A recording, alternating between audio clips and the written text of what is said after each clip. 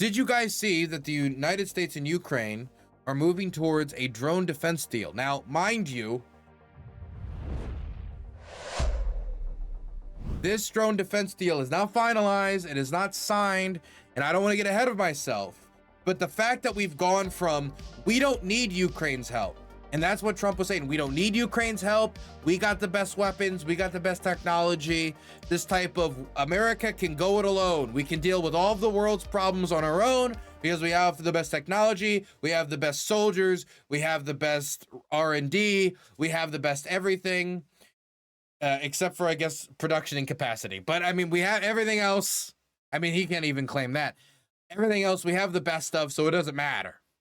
Doesn't matter. Well, we already knew that there was some reporting about, of course, the drone operators that have been moved to the Middle East by the Ukrainians to protect American allies like the UAE and Saudi Arabia and other Gulf states in order to protect their oil and gas infrastructure, civilian infrastructure that was being hammered by many of the same drone systems that Ukraine has perfected defense mechanisms against. Now, when I say perfected, I don't mean literally they've done everything that will ever be necessary, but that is to say that they are the only country with the level of experience that they have, and therefore they're the only ones that can deploy that experience on the battlefield.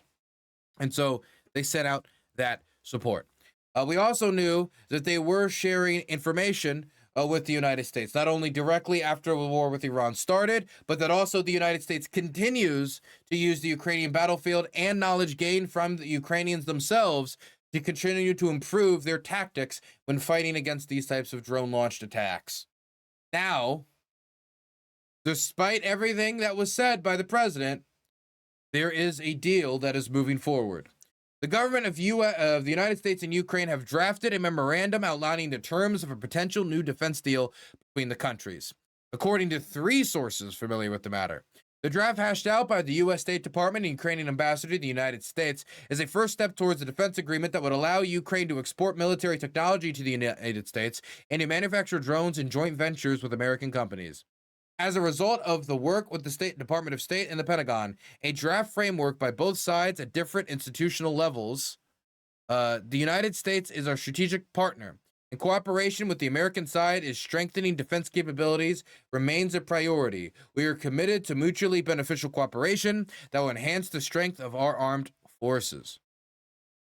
Now, that is not the only example in recent days of the United States having to begrudgingly or otherwise, from Donald Trump, it's begrudgingly. And when I say from him, it's begrudgingly, I mean from those in his circles, it is often begrudgingly. But from him himself, it is not at all. But we have Dan Driscoll here, one of the few people in Trump's cabinet that I would say does not hate Ukraine and is not a Russophile like Tulsi Gabbard and others, here just blatantly saying that the Ukrainians have innovated and they have advanced when it comes to generative AI models. A curd is a curd. Oh.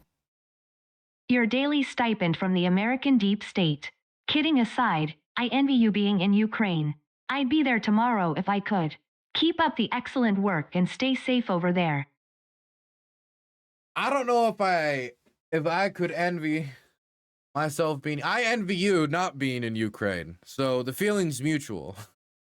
I want my crab cakes. I want my Three Brothers pizza. I want my date nights at the movie theater. I want all that lovely stuff back. But I gotta tell you, I still love my Oko.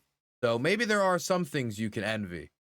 But hey, I understand you want to contribute, you want to get involved, and there's this guilt that pangs about not doing enough.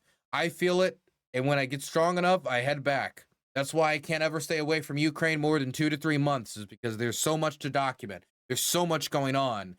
And when there's so few people that know about what's happening, I gotta yell as loud as I can from whatever platform I can. So I certainly understand that. Thank you for the $10. Here is Dan Driscoll talking about the advances Ukraine has made and how that could help the United States.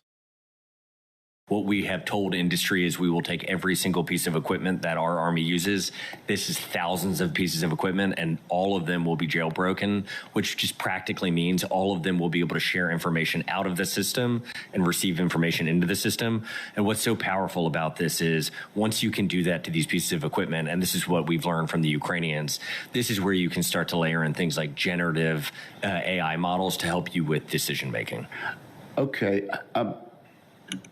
How long have the Ukrainians been using this concept? I would say the entire war.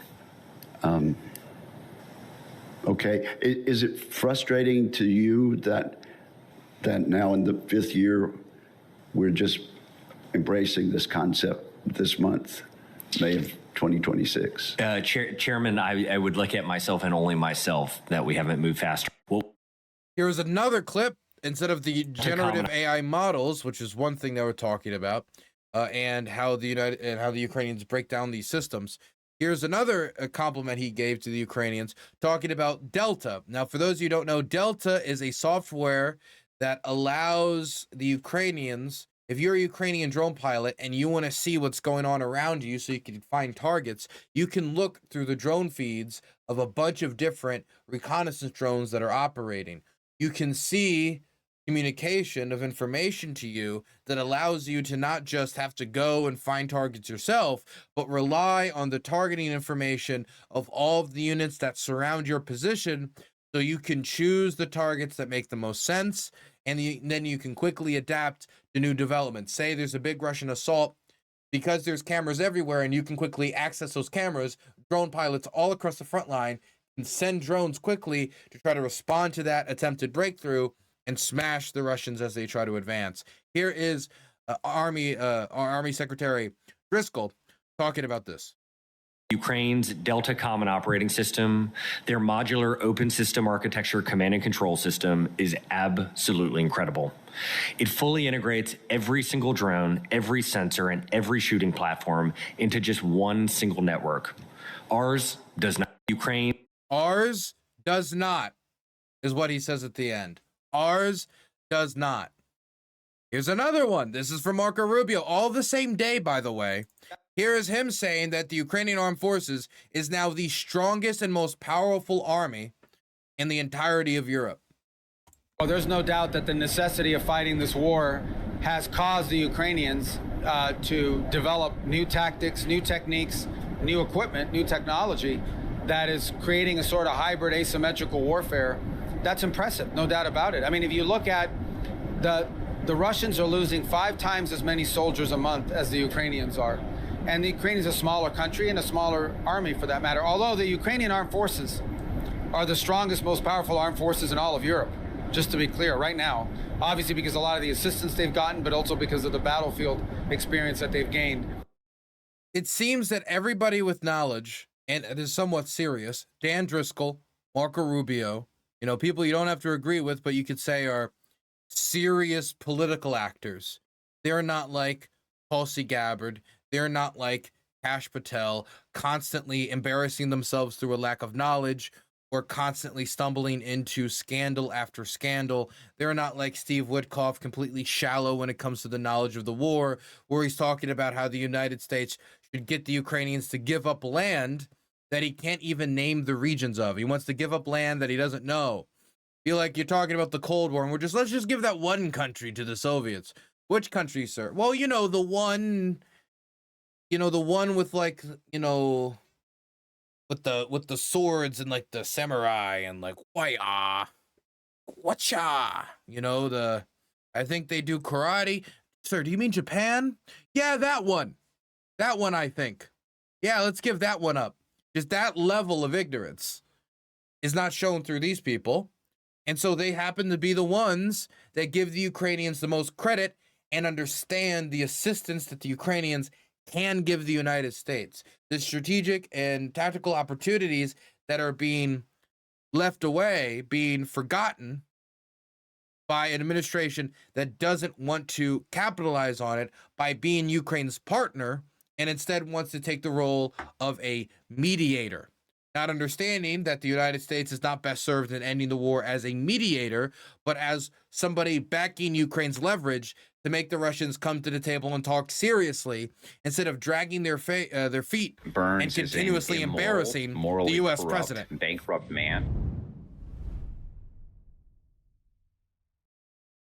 Hey, Superman 14, thank you so much for the YouTube membership. Thank you, thank you, thank you, thank you, thank you, thank you. Appreciate that.